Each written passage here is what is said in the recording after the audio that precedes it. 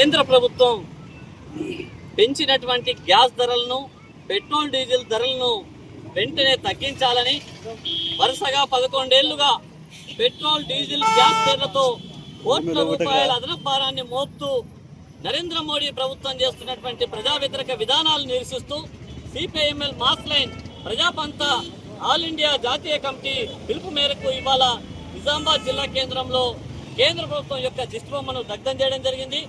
ఈ సందర్భంగా మేము కేంద్ర ప్రభుత్వాన్ని, ముఖ్యంగా మోడీ నాయకత్వంలోని బీజేపీ ప్రభుత్వాన్ని హెచ్చరిక చేస్తా ఉన్నాం.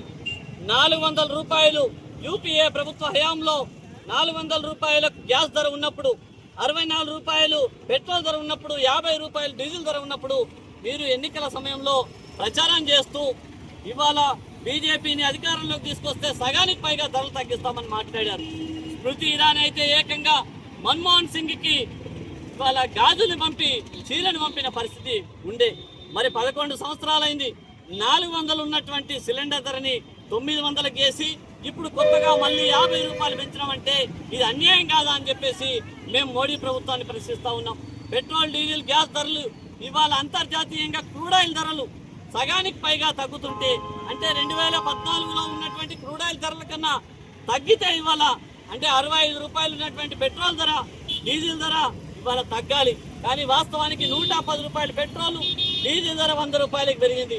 అంటే ఈ 11 ఏళ్లుగా ఏ రకంగా కేంద్ర ప్రభుత్వం సామాన్యుల్ని, ఈ దేశంలో ఉన్న 80% పేదల్ని ఎట్లా దోచుకుంటుందో మనం అర్థం చేసుకోవచ్చు.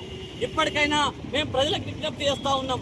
మతం పేరుతో, కులం పేరుతో బీజేపీ ప్రభుత్వం మనల్ని విభజించి పాలిస్తా ఉన్నది.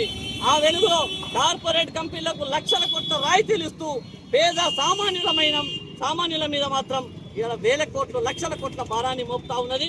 ఇట్లాంటి చర్యల్ని నిరసించాలని మేము ప్రజలకు విజ్ఞప్తి చేస్తా ఉన్నాం. వెంటనే పెంచిన గ్యాస్, పెట్రోల్, డీజిల్ ధరల్ని తగ్గించాలని చెప్పేసి డిమాండ్ చేస్తా ఉన్నాం. లేకపోతే ఈ కేంద్ర ప్రభుత్వానికి తగిన బుద్ధి చెప్తారని చెప్పేసి ఈ సందర్భంగా మేము హెచ్చరిక చేస్తా ఉన్నాం.